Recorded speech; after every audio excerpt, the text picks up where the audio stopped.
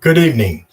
My name is Bishop Clarence Shinault, and I am a part of Stillwater High School, class of 1975.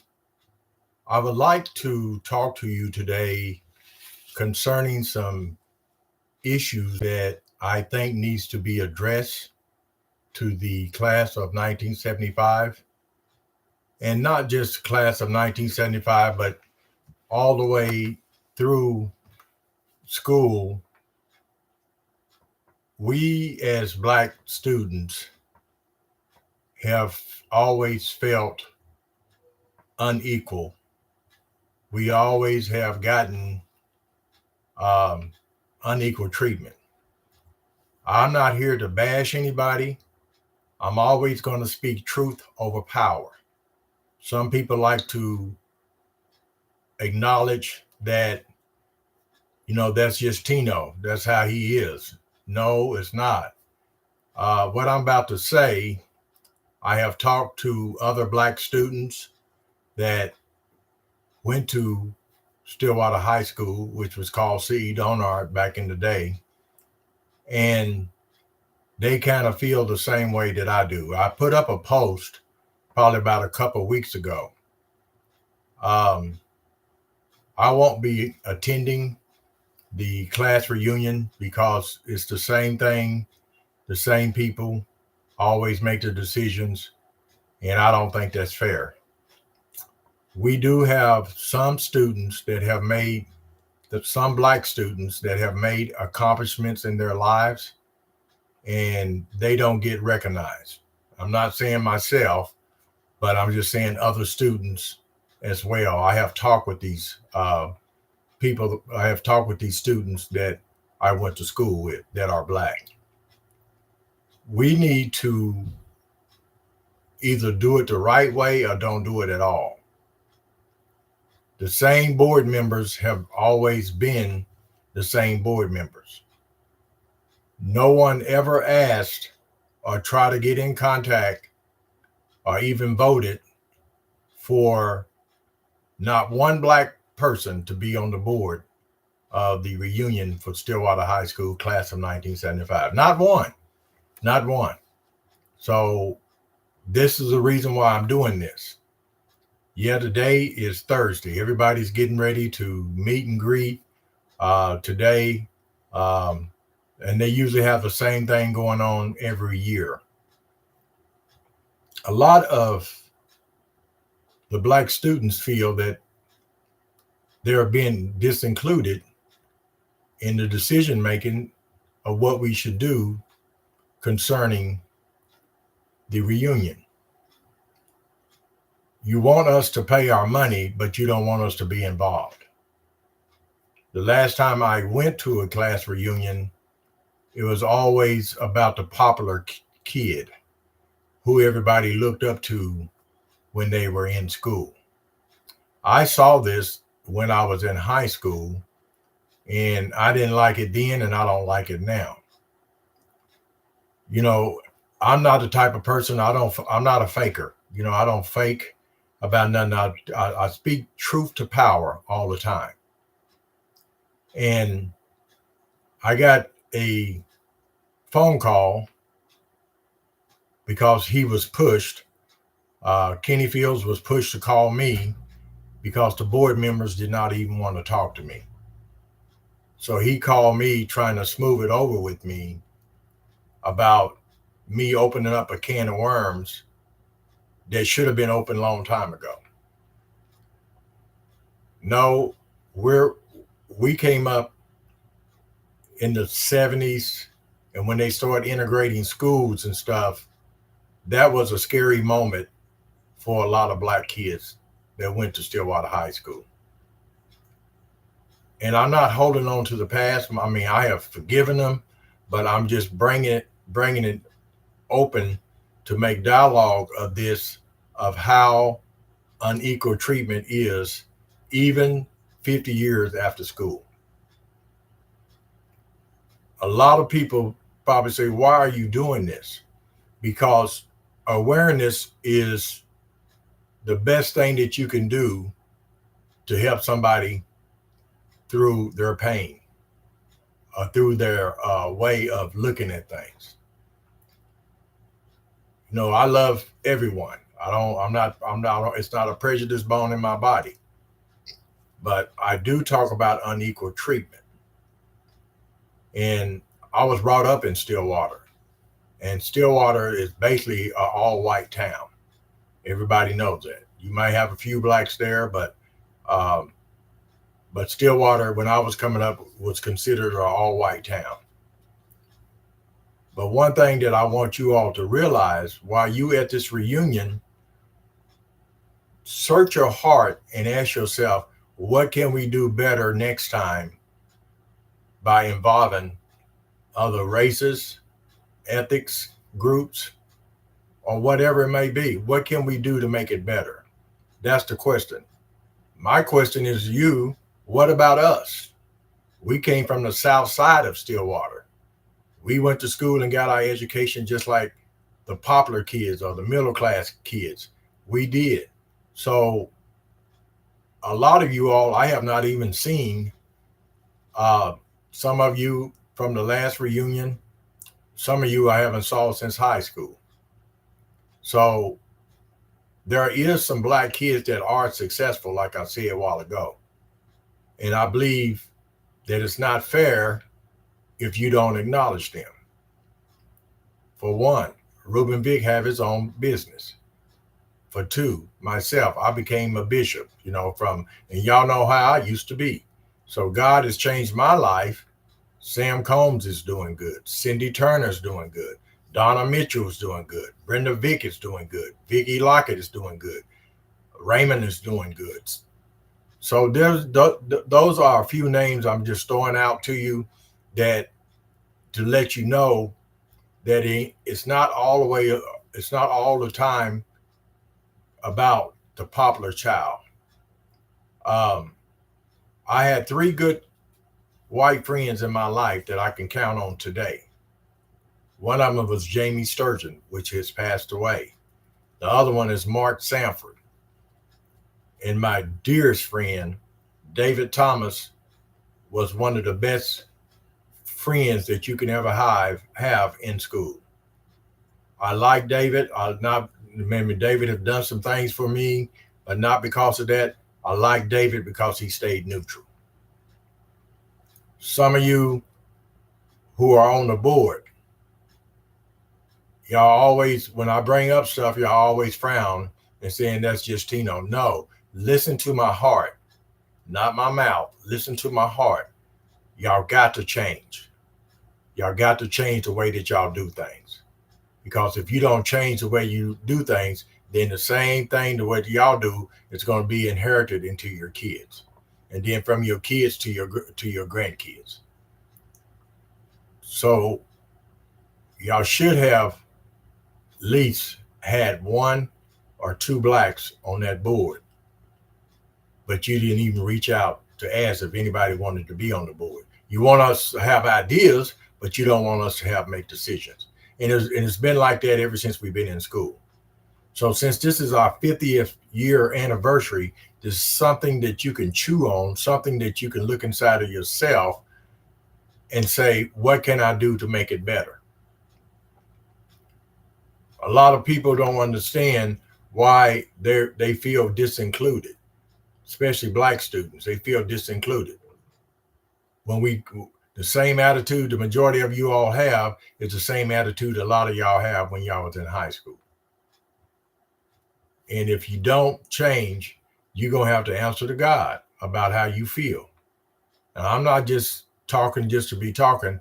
This is my heart. This is how some of the black students that went to CE Donard back in 1975, this is how they feel. They don't feel a part of.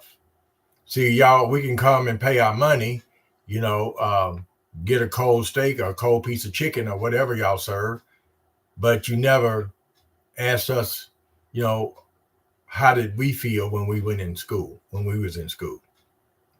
For me, I got it from both sides. I got it from the blacks and from the white because I'm a black albino. So I got it from both sides. But you know what? It strengthened my determination. And once I made my mind up, a lot of you all don't know the reason why I wear this OU shirt is because I've been an OU fan since I was 9 years old. A lot of y'all don't know that when we crossed 6th Street in Stillwater, the Stillwater Police Department and the campus police department, they would run us back to the south part of town. They didn't even want us on campus at all.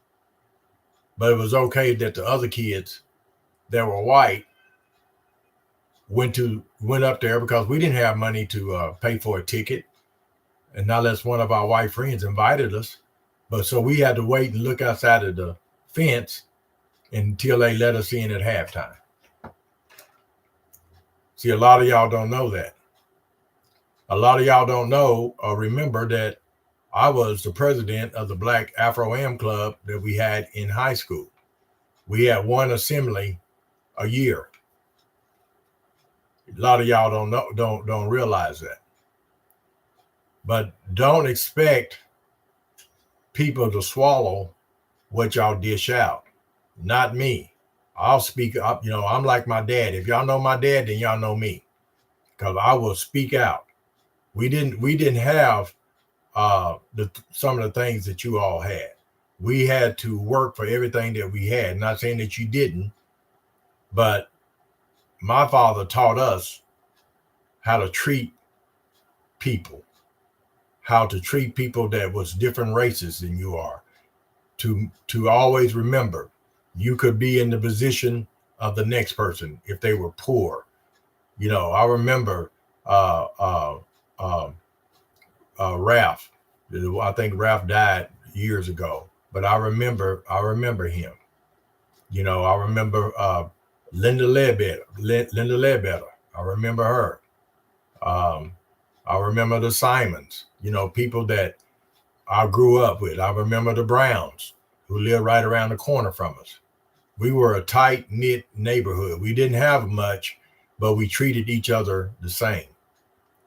I remember when I played football, that the only reason why I got to play, I was good. I was always felt that I was good enough to play, but I remember Coach White would not even allow me to play until my dad went to the board and to the booster club and spoke up for me. See, a lot of y'all don't know that because back in '75, I was the only black on the football team. But but my dad had to go and speak up for me because they wouldn't even put me on the kickoff team. And once they put me off on the kickoff team, then I started every game from there. I started from I remember Mark Pollard inviting us over to his house. I remember Al Rhines. I'm just giving y'all names of people treated us and made us feel like that we were equal to them. But a lot of y'all in this class think that you're better than somebody. You think that we don't have a voice in nothing that we say. And that's the reason why you don't have a good turnout of students that graduated in 1975. Y'all need to stop that. If it's a part of racism, you don't want to admit that, oh, I'm not racist, but your action speaks different. So next time y'all get ready to have one of these, just include the black students that went to school there. We graduated just like y'all did. Put a couple of them on the board. Make it fair. Quit looking up to all the popular kids, the Hessers, the Fields, the Noonans, and I'm just giving you. No, I got nothing against those people. I think they swell people, but it's other people have made accomplishments that are black kids that y'all need to also recognize as well. So I'm saying this out of love. I'm not angry at nobody, but I remember one time when we talked about this last time, I think me and David Bryan had a pretty heated conversation, but nothing became of it, because y'all know me. I'm gonna say what's on my mind. And you know, if it cut you like a knife, then maybe you need to look inside of yourself. But stop putting us on the back burner and making us feel like we don't belong, but you want us to attend. We'll come and class reunion. We'll come to the class reunion, then we don't hear from y'all no more than five every 5 years. But you want us to be a part of, so we can be that that spot. You know, say, well, at least we had 3 or 4 blacks showed up. No, it's time out for that.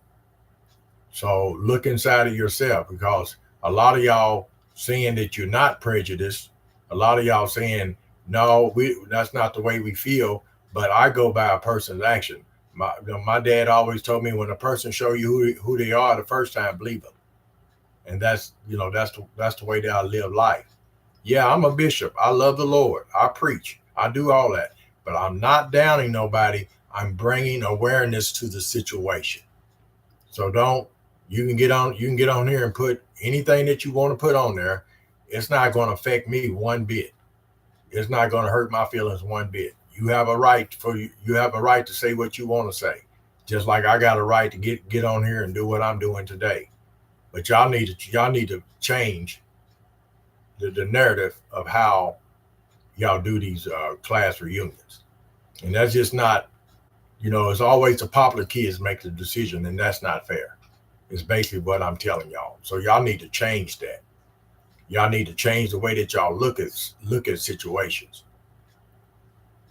Another situation I want to talk about, we should have a list of all, and name them at the class reunion. Y'all might already doing this, of all the people that have passed away. I'm pretty sure y'all got something with that. I know Tamara Corbett is pretty good at that, of remembering people's birthday and stuff like that. But I'm here to let you know that it needs to be a change in the way that y'all do these reunions. No, like I say, no, I won't attend, because I don't, I went to the last one, and I know y'all probably say, who cares? And that's fine too. I got other stuff I had to do anyway. But remember who you are. Remember that in God's eyesight, we all are equal. We all bleed red. Amen. So you all think about that. You all make the necessary changes. Don't let racism overtake your life. Don't let unequal treatment make you treat somebody different. Love, the Bible says, love your neighbor as you love yourself. And love is an action. It's not just with words. So y'all could at least allow me to come and sit down and talk to the board. Y'all didn't even do that, because but basically I'm the one that a lot of black students that graduated in 75 and 74, they look up to me, because I speak well, and I do what I say I'm going to do. So you all remember these things. Get that out of your mind. So as you sitting there drinking your beer at Hideaways or whatever you're going to do, and go and play your golf, with somebody, listen to my heart and not my mouth. Listen to what I'm saying and try to make a difference in the way that you look at situations. Like I said, Kenny gave me a call, and I just hung up on him because I didn't want to hear what he had to say, because what he was saying was trying to smooth it over. And that's not the way I do things. I'm a man just like he is. But the board put him up to calling me, and he really didn't make no sense in what he was saying to me. It sounded like to me he was trying to smooth it over. So I'm not trying to call him out. I don't have no problem telling you who I talk to, because that's how truthful that I am. He's one of the popular kids that was in school. You had the cheerleaders. Y'all know who they were. You had certain people that that some of the white kids looked up to. but they forgot about us. What about us? That's the topic of my subject today is what about us? What about the black kids that went to Stillwater High School with you? What about the black kids that was in the classroom with you? What about the black kids that played sports with you? What about the black kids that ate lunch with you? What about us? Do we have a say so in anything that Stillwater High School have to do with? Because what I saw back, like I said, what I saw back then, I'm seeing it now. But you want us black kids to come and participate in something when you disinclude us in the decisions that you make. Y'all need to look inside of yourselves and make sure that you're doing it with the love of the Lord in your heart. Basically, that's all I really have to say. I'm not gonna keep harping on the same thing, but I'm disappointed, somewhat hurtful on the cold shoulder that I got. I talked to, I think it was Nancy Cooper. Nancy had talked to Connie. I got text message to show that Nancy was trying to bridge the gap. I thank her for that. But Connie never did call me. She called to me. They put Kenny up in the call to me. But he's going to make sure that he has a foundation that you all can give to, But what about a foundation of helping? I can say the same thing. Let's make a foundation to help me with my ministry. I wonder how many people I can get to respond to that. So I'm just saying, I'm trying to get y'all to see the difference in how you treat one side from the other side. And I'll go to my grave thinking this way because I'm always going to speak truth over power. God bless you. God keep you. And remember, make your first step your best step. Try to love people the way that Jesus did. And I guarantee you, your life will be a whole lot better. Thank you all for listening. You all have a blessed day.